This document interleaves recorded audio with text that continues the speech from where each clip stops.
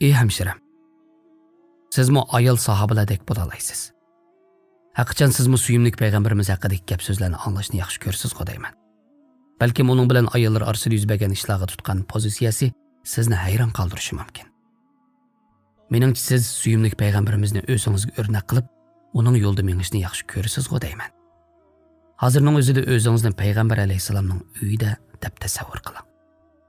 Mo'minlarning onasi Hazrati Oysha radhiyallohu anha sizga payg'ambar alayhisalomning bir qo'yni qurbonlik qilganligi va Hazrati Oyshaga qo'ydan sadiq qilishga buyurganligini so'zlab beryapti. Payg'ambar alayhisalom uyga qaytib kelganda Hazrati Oysha onamizga qo'ydan qanchalik qoldi deb so'raydi.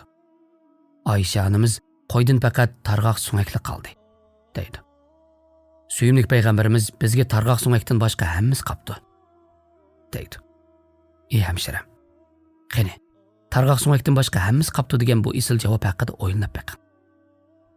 Hazrati Oysha onamiz payg'ambar alayhisalomga qo'yning hammasining sadiq qilinganligini aytganda, suyimlik payg'ambarimiz amaliyotda o'ziga sadiqining qilib qolganligini aytdi.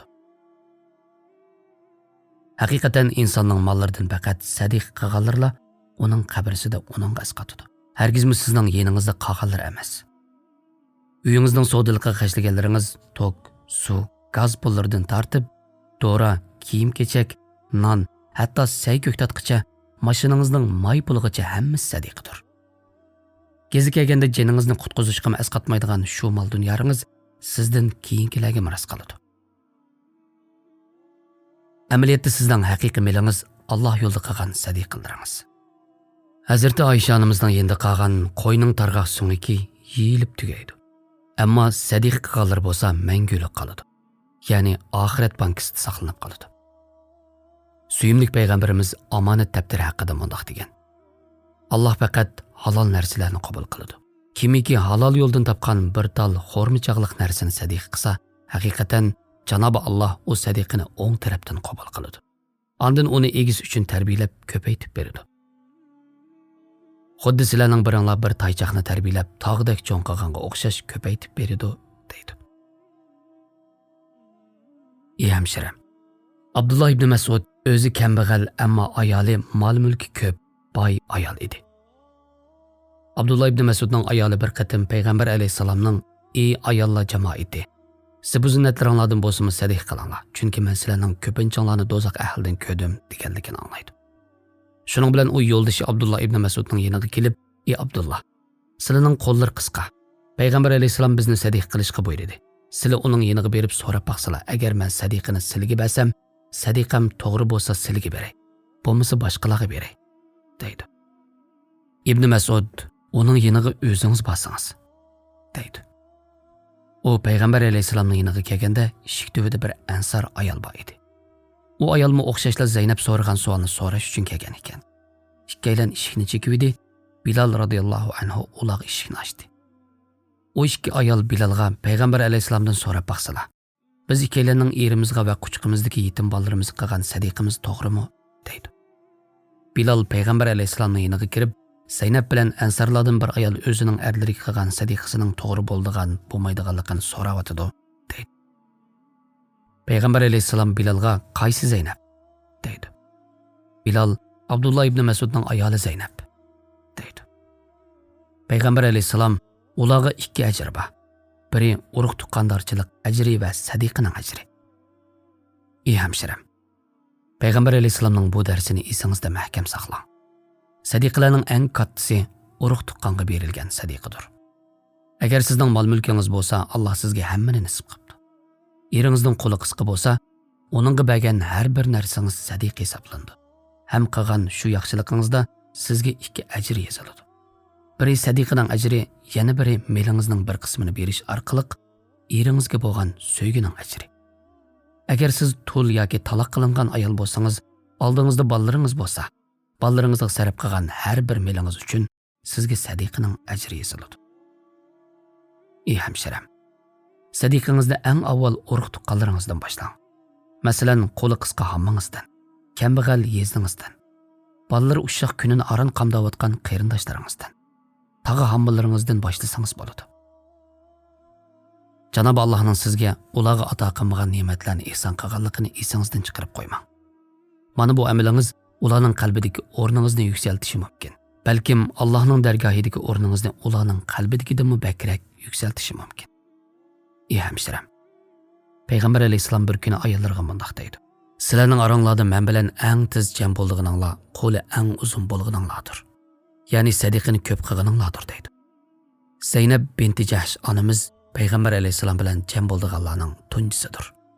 Zaynab binti Jahsh onamiz hunar egisi bo'lib, u teri ashlaydi, tikkichilik qiladi. Faqir miskinlarga ko'p sadiqa qiladi. Mo'minlarning onalari ichida eng sehiy va eng ko'p sadiq qilganlar qatoridan edi. Shu amali sabablik u Payg'ambar alayhisalomning taqdirlashiga erishgan edi. Suyimli hamshiram, qani sizmi bu bayga tushib beqing. Agar ma'lum miqdorda kirimingiz bo'lsa, oz bo'lsa-mu o'zingiz uchun sadiqa qiling. Masalan, oddiysi birining har oyda ichadigan bir quti dorisini bo'lsa-mu ep bering. Yoki to'l bir onaning bolalarining chiqimini ko'tarish bersangiz-mi bo'ladi. Yo'qsul bir oilaning ozroq bo'lsa-mu chiqimini ko'tarish bersangiz bo'ladi. Agar sizning hech qanday kirimingiz bo'lmasa, uyingizning xarajat puldan oyda biror 100 lira pulni sadiqa qilsangiz-mi yoki yo'qsul qo'shnilaringizga bir qancha tomoq bo'lsa-mu sunsangiz bo'ladi. Yoki ehtiyojingiz bo'lmagan kiyimlarni ehtiyojli kishilarga yetkazib bersangiz-mi bo'ladi. Ey hamshiram, shuni esingizdan chiqarmangki, sizning qilgan oddiy bir sadiqangiz Alloh tarafga ichiladigan bir rahmat ishidir. Ey hamshiram, Zaynab binti Xuzayma sadiqani ko'p qilganligi sababli miskinlarning onasi deb ataladi. Suyimli payg'ambarimiz uning ash fazilatidan ta'sirlanib, uning bilan uylangan edi. U Payg'ambar alayhisalom bilan to'y qilib uzoq o'tmayli vafot topdi. U mo'minlarning onasi va miskinlarning onasidan iborat buyuk ikki nom bilan bu dunyodan ayrildi. Uning qilgan sadiqalarining mukofotini Janob Alloh oxiratdan burun bu dunyoda berganligiga qaramamsiz. U qo'l ilkidagi mol dunyolarni miskinlarga beg'ishladi. Janob Alloh uningga Payg'ambar alayhisalomni beg'ishladi.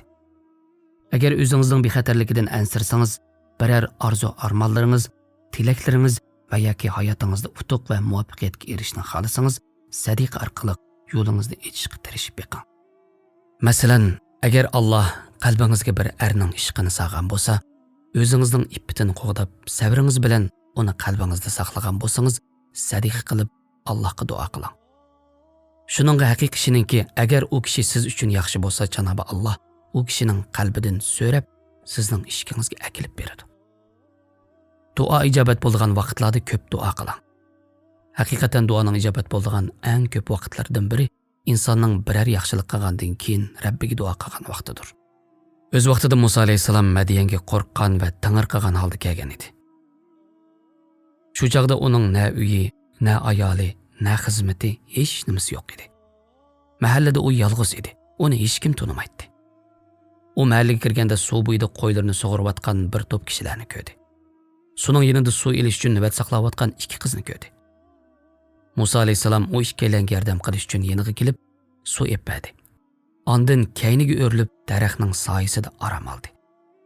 Ondan Rabbiga mundoq deb duo qildi: Rabbim, menga rizqdan nimani bersang, men uningga muhtoj. Shu kuni kech bo'lmay turib uning uyi, ayoli va xizmati bor bo'ldi. Agar yaxshi ko'radigan bir ishingizning ro'yobga chiqishini xohlasangiz, avval Allohga u yaxshi ko'radigan ishdan birini suning. Allohga sadiqadan suyimlikroq biror ish yo'qdir. Chunki sadiqa orqali bandalarning orzu armonlari, tilak va hojatlari ravo bo'ladi. Izzat hurmat oshadi. Ey hamshiram, siz Alloh uchun bor bo'lingki, Alloh siz uchun bor bo'lsin.